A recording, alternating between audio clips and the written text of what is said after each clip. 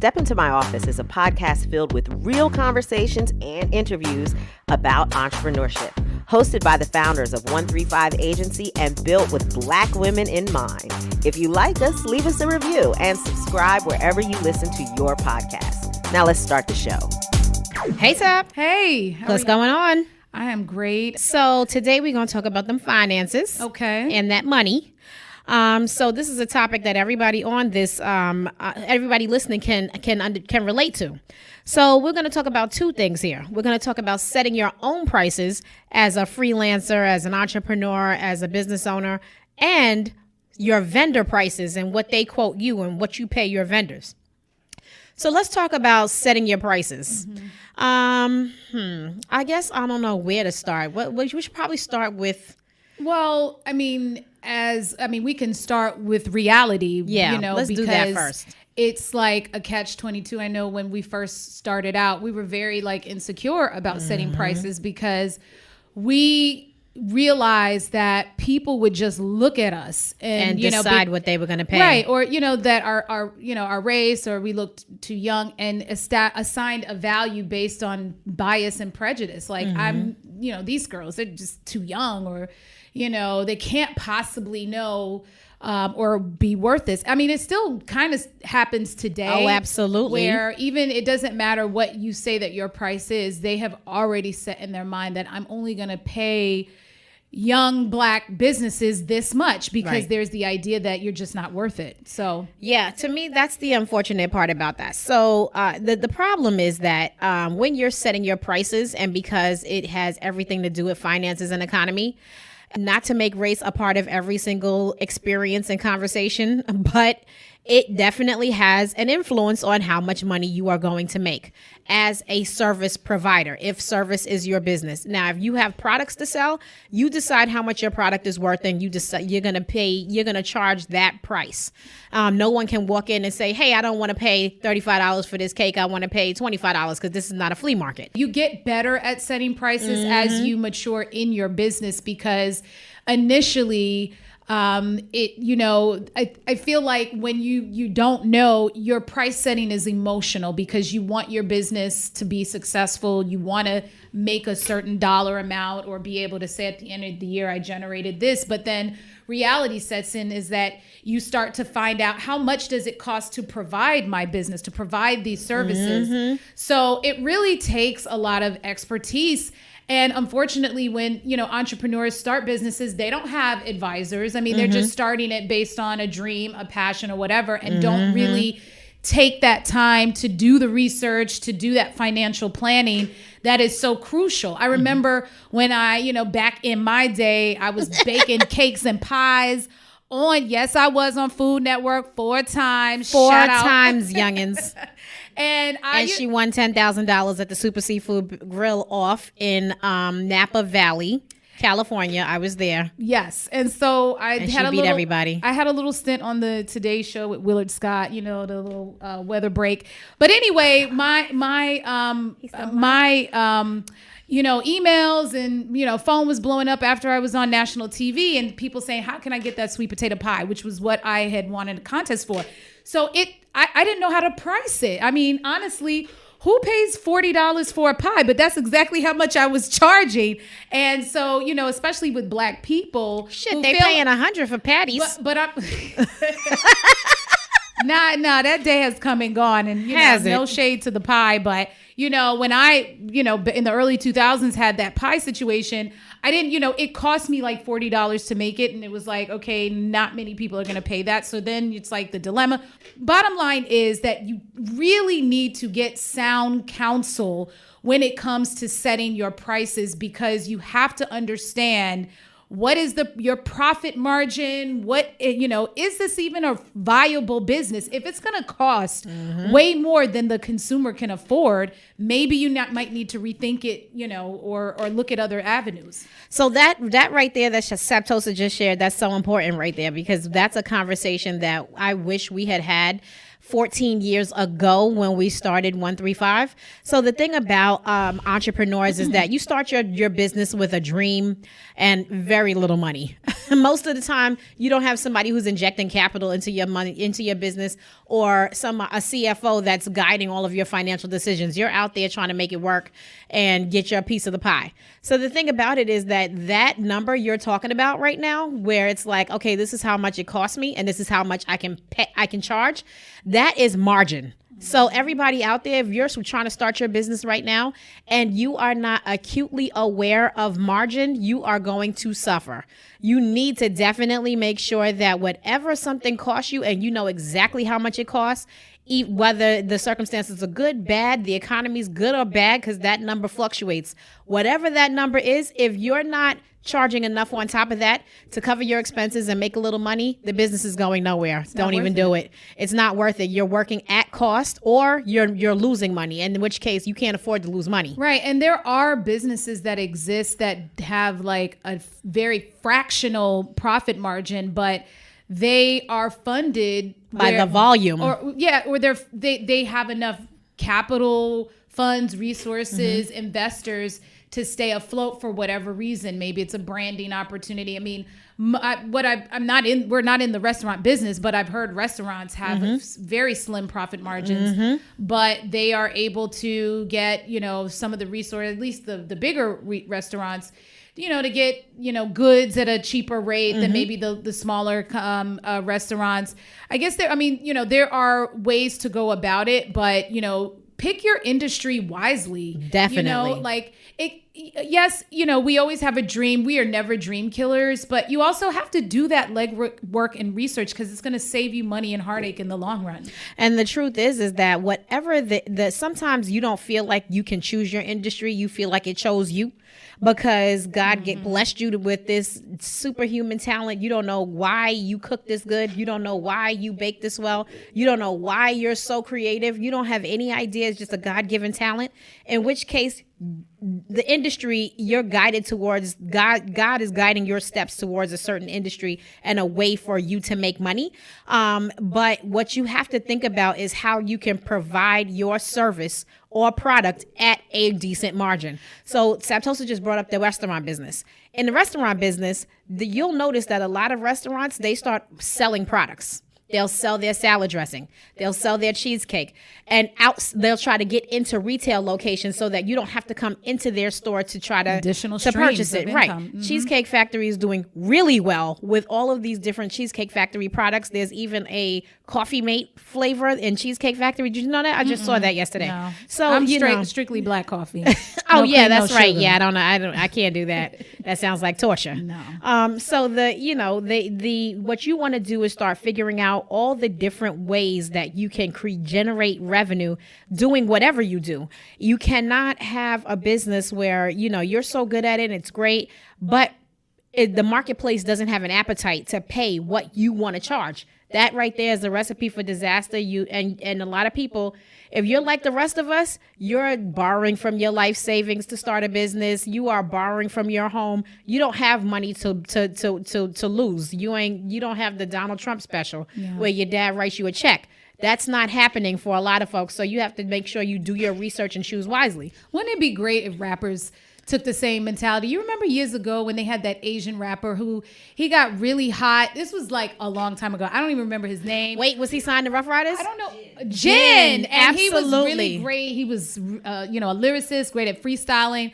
And then he had his moment, but, he bowed out and he publicly said, because it just was a moment. It wasn't making sense, financial sense. Even and he was signed to Rough Riders, and then nothing happened after that. But even Chameleonaire, he got out of the business and then has made a fortune in the tech world because it didn't make fiscal sense. I mean, creative. I just read that he's partnering with somebody to do a VC fund. It's always something like with this him. past week. He's really. He's. I think almost a decade and maybe over a decade into tech and made some really smart decisions in that industry, but played to his strengths instead of hanging in. Because, same thing with Ryan Leslie. The music business model is not, for most artists, is profitable. At all profitable. Actually, if you decide to get out of it, or if you're forced out, you're gonna be forced out in debt. So again, that's though, word. It's the same thing. Like if you're looking at all of the costs for me to make an album, promote an album, for me to tour and do all of these things. And then what am I making from this album? Am I even making anything? Because, unless you're at a certain level, you can do whatever performance. That's not going to make you any money. Nobody knows who you are. So, this analysis isn't just for, your agency or mom and pops or whatever. It's a model for us as capitalists in this society to be a lot smarter about the decisions we make. Definitely. We live in the U.S., which means that every single financial decision is under the umbrella of capitalism, and we need to get better at playing this game. And the first way you do that is by understanding what margin is for every little thing that you do. And as you grow your business. And so let's talk about raising your prices. For those of you who are already in business and you have a set fee, or you sell your products at a certain number, when is the right time to raise your prices, and how do you not repel the current clients and have them run away from you in droves?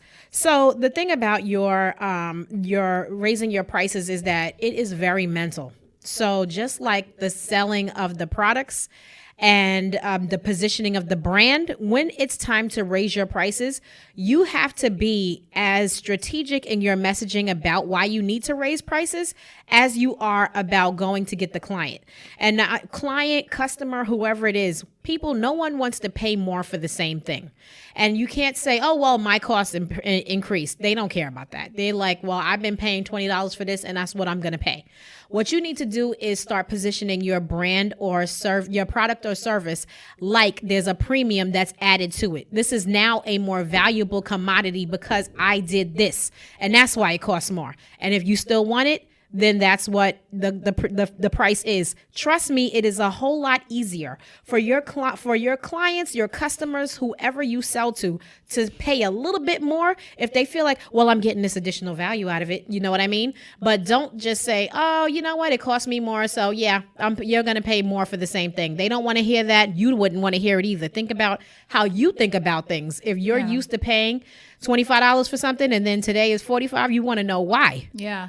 But I also think as entrepreneurs, we have to stand behind our decisions to raise our prices and not feel insecure that, all of a sudden our clients are going to jump ship, because that insurance that that you want to make sure that whatever natural fluctuations in business, because entrepreneurs, you too have a right to raise your fees. Yes, you don't have, just because you're a small business doesn't mean that you have to stay in one space. Inflation is a thing. If you spend and invest your time in, especially if you're a service-based business, if you invest 24/7 into delivering for the client, delivering successful outcomes, being accommodating, being a true partner, when it's time to reevaluate those prices, they will ride with you 9 times out of 10, because the value isn't just on the dollar figure. The value is on how are you showing up for them? How are you making them look good? And because if they are any, wise, if they're any wiser, they would know that, good service is hard to find. Oh, yes.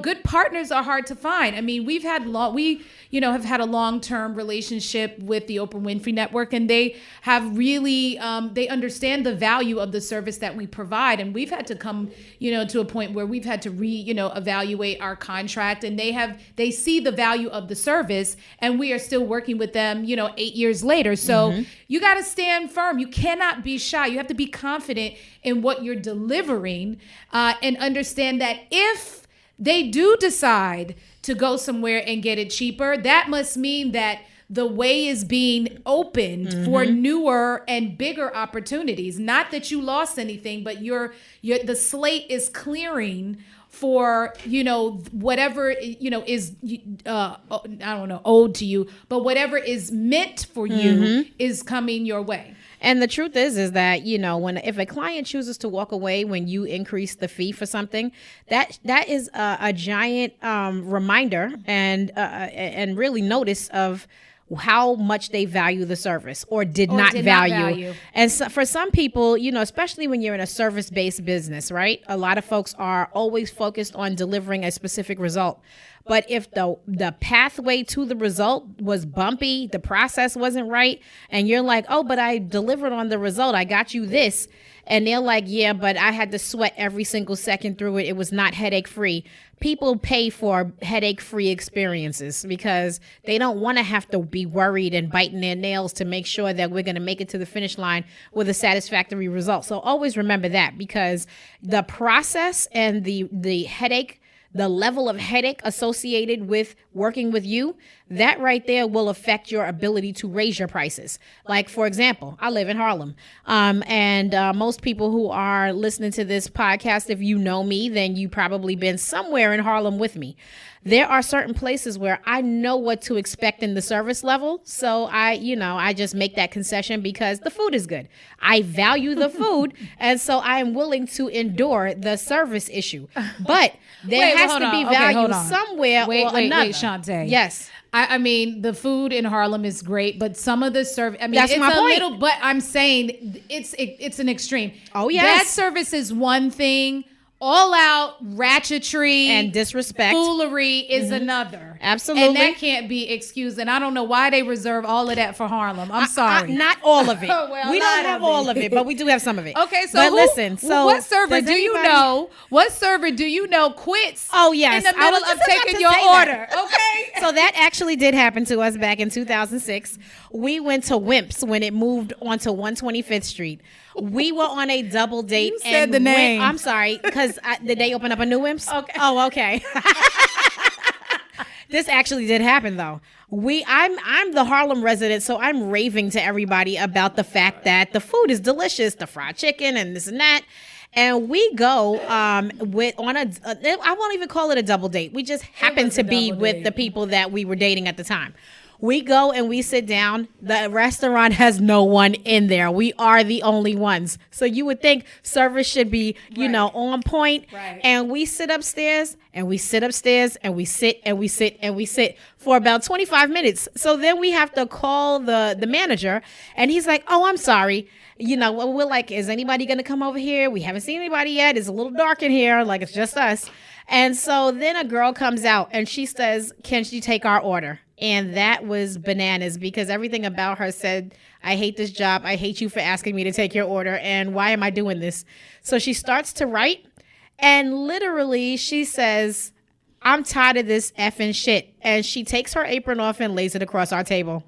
And she walks out of there. And that was her quitting her job at our table. And we were like, did that just happen? And this is after their Oprah look. This is after Gayle King took a roaming camera into Wimps, went upstairs, gave them the Oprah look, the look that transforms businesses. And there was no one in there. And they probably lasted for maybe like another month and then they closed down. But even still, they probably closed down not because of bad service, but maybe because of something that the word was out about the bad service. No, because there's not every business in Harlem is not definitely like that, but there are restaurants that exist in, this country that stay open. I can say this because I'm half Jamaican, but Jamaican restaurants are notorious for horrible service and they be popping. Okay. I'm not going to name no names because I don't want to drive by. Food. Right. But it's almost, maybe it's cultural. They say the worse the service, the better the food. So so she just circled back to my point. I kind of did. She just circled right back around to my original point, which was if you're going to raise the prices on anything, you have to think about why a person would come in and pay that. I am willing to come in and pay that money even though the service is not that great because of the value of the food. You know what I'm saying? So there's something in it that incentivizes for you to want to actually part with your money. But you have to think that same exact way when you are soliciting. Everybody's selling something these days, right? Because Instagram is a giant platform for you to sell the moon to the stars. So you can create something and go ahead and sell it. But most people aren't thinking to themselves, what is the value that I am creating that makes people want to part with their money. Like right now, one of the biggest hustles out there is these manuals that teach you how to be an Instagram influencer, or manuals that teach you how to master social media, and manuals that teach you how to build your brand. Or these seminars, All these of them. empowerment seminars, these branding, your personal brand seminar. I mean, And these will come at a hefty price. Now, most people, they'll do it at least once. But after they get on there and they realize that it's a bunch of bullshit, then later they'll come to, like when we did our webinars, we had plenty of people who were like, this isn't a hustle, right? Because they've been hustled so badly. Well, how could they say that? Because it was free, first of Right. all. What we hustling? But I do remember that one guy was like, I'm not going to say the name, but he was like, listen, I'm not trying to do this again. I mean, time costs money too. It does. They could have been like, I don't want to waste any more time on this. Everybody's selling you an education on Instagram, even though they haven't fully learned it themselves, but they're selling it because they feel like they can convince you to part with your money. Well, what's your opinion on discounting? Like, is there a time is there ever a reason to discount? And I know we've done that before multiple times, but we're always doing it. It's a strategic move. It's not just like we're doing it because we like you, but it's like, okay, maybe they don't have the budget for this campaign, but they have a lot of potential relationships that we can benefit from if they agree to do some connections and introduce us. That's a lot of times worth more than the actual money that we're discounting. But I don't know. Sometimes, you got to be smart about it. What do you think? I mean, the word discount makes me uncomfortable because, for obvious reasons, like when you have a service-based business, discounting is completely different because it takes manpower hours, and every hour is a hell of a lot more expensive than it is when you're selling something that's on the shelf. So that discount has to be a true investment into a relationship that will pay in the future, either in business or just as a long-term relationship with an ally who is like-minded and you guys can be collaborative. Yeah. But when it comes to products, this is my biggest lesson in launching Eloise and Ethel a year ago. E-blast culture and social media culture has made it so that you really don't have a choice in terms of discounting. And at first I was like, the customer is so used to promo codes and discounts that if you don't have it, you really won't see as much traction. And the reason why is because everyone is out there discounting all the time. You're getting bombarded with e-blasts with discounts from Williams-Sonoma to Macy's to everybody with promo code for this and promo code because it's Tuesday and promo code because it's Christmas and promo code because it's a new year. And so the customer is now trained to wait. I'm just going to wait until I get a promo code over email. So now everyone's discounting and they don't shop without a discount. So, it's different. But I still believe that even when you're selling products and things like that, it's really all about what you're selling and how much the customer is going to value it. It's all about the branding and the positioning. If you make it like it's something that they can't live without. So, that speaks to the disruption of the retail industry and Amazon. I mean, I haven't seen any promo codes for it. Do they do that? Amazon is a promo code. Right. It's already deeply discounted. Right. So they don't do it, but they're winning Amazon the Prime, retail wars. Yeah. Honestly, it's like, what Walmart used to be to every business in a certain radius.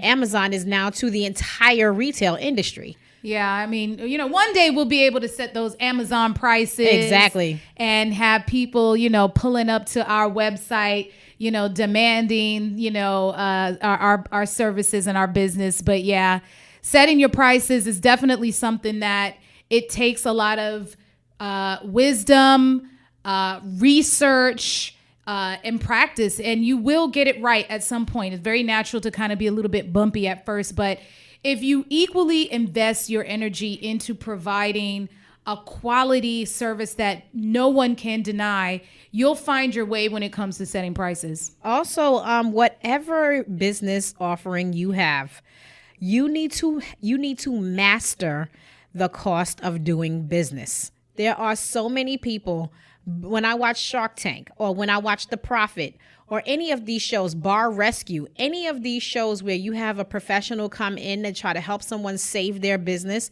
there are so many people who don't know how much it costs to be in business. They don't realize that they're spending every single cent that comes in because they haven't put on paper, how much does it cost me to do business every 30 days? How much is inventory? How much is staffing? How much is insurance? How much are every single thing? You need to have that. And that's you can't talk about raising rates or setting prices until you know what that number is. That's your guiding light right there. How much does it cost me to do business? Now, can I make more money? To Saptosa's point about baking, I wanted to do a dessert table company. Eloise and Ethel was originally a dessert table company back in 2013. I did 3 tables. It cost $1,500 a table because you want to get all of the colored chocolates. You want to do the candy jars and all of this, beautiful artwork and little decorations and all of that.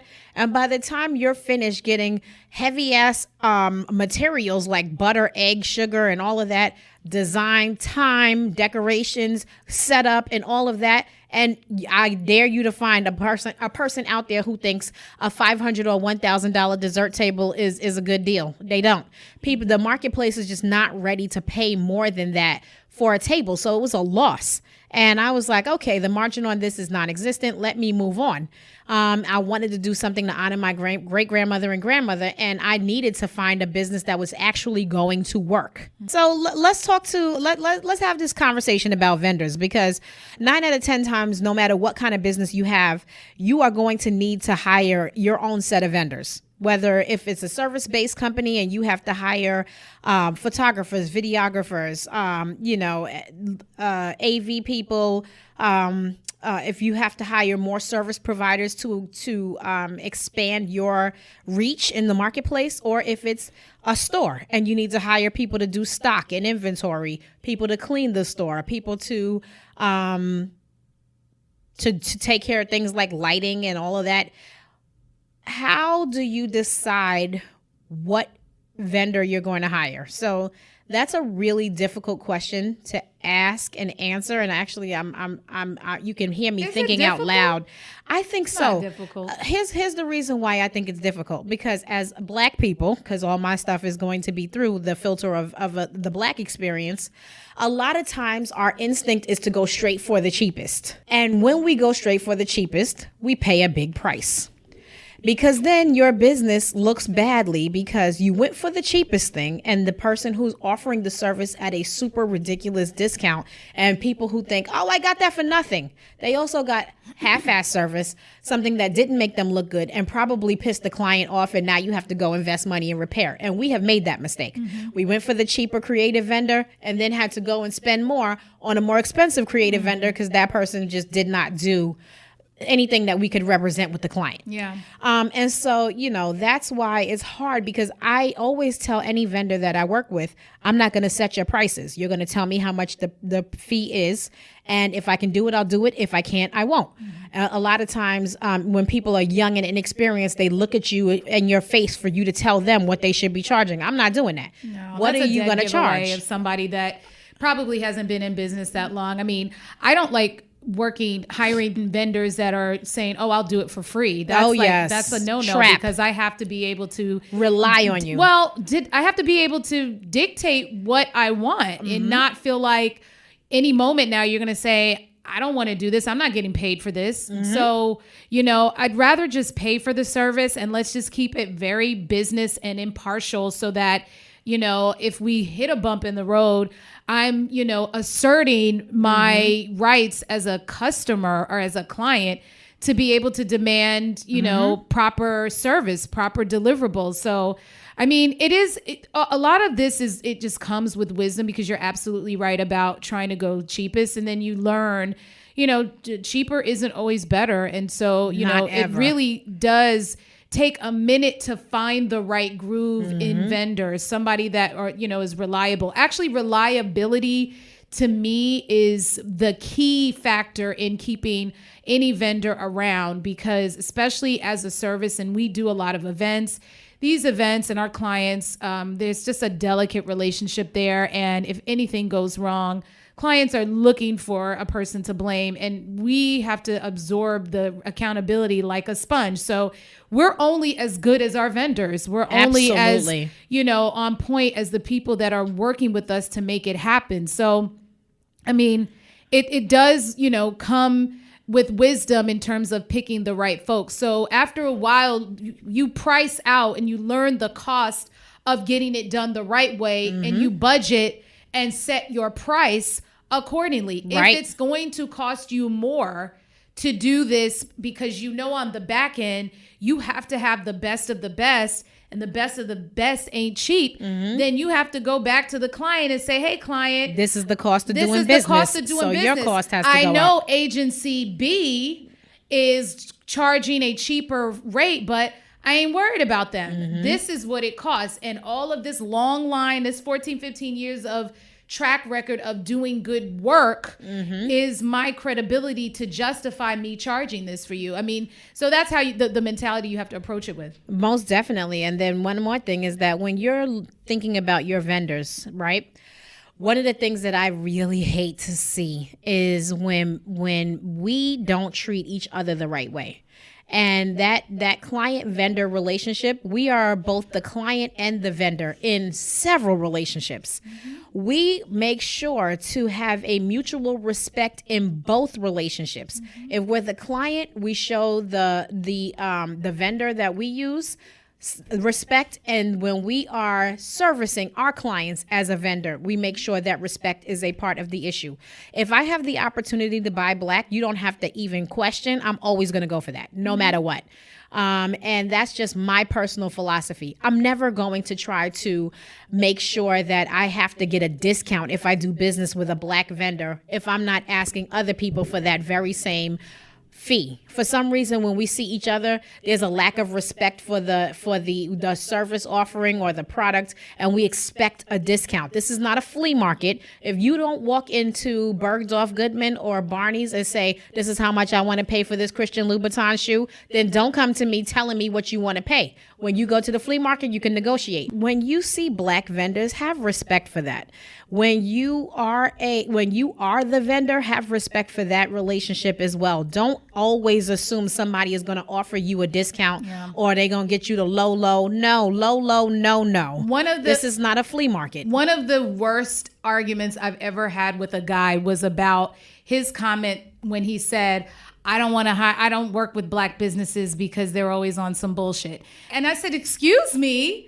I mean, I know we met on Tinder, but did you know I'm a black business as well? And so, we got into a real knockdown. It was verbal, drag out. I was about to say knockdown. Who was this person? Argument about that. And I'm like, I'm having to tell you how to have pride in black businesses and not to adopt this stereotype that they're subpar. Right. That's why they want to pay. People want to pay less because they assume you can't possibly be as good as the mainstream. But that's bullshit. Yeah. And remember the cost of doing business. You have to master that. You have to have your PhD in exactly how much it costs you to provide that service. Hey, you. Love Step Into My Office? Subscribe now and leave us a review. Got a business question for Shantae or Saptosa? Use hashtag StepIntoMyOffice. That's hashtag StepIntoMyOffice. And if you have video or podcast production needs, visit verse2media.com. That's verse2media.com. Now back to Step Into My Office. Okay, so it's about that time. I really enjoyed that conversation. And now it's time for our Black Girl Boss moment. So our Black Girl Boss of the day is Beyonce, because she is so amazing and flawless and fabulous and love her. She doesn't always get credit for her business moves and taking control of her career early. Just because a person is a performer on stage does not mean that they don't rock the boardroom as well. She launched Parkwood Entertainment initially to produce her own videos and films, and now it's a full-fledged entertainment company with a staff and what they're doing with Chloe and Halle and all kinds of stuff. It's amazing. She launched her apparel brand Ivy Park in 2016 with Topshop. When the company's CEO had a Me Too moment, she went ahead and brought out his shares and retained full ownership of Ivy Park. She recently announced that she She is taking Ivy Park over to Adidas, a new partnership with them. She's also co-owner of Tidal streaming service, and Forbes estimates her net worth at $400 to $500 million. And the power couple that they make, I think they are worth well over $1 billion. Mom, sister, daughter, auntie, wife, all around amazing human being. I've been saying this for years, but I think the hardest working woman in business, like no one works harder. I get tired just thinking about how hard this girl works. She's kind of amazing and always an inspiration. Beyonce, for being a Black girl boss, we salute you. Yeah, this another great conversation. This was fun, in particular because, pricing is that's a thing with us and over the last few years, but I can't wait to hear the comments. I'm afraid to hear the comments, but okay. Not me. Bring it on. All right, y'all. Thank you so much for listening. Talk to you soon. Bye.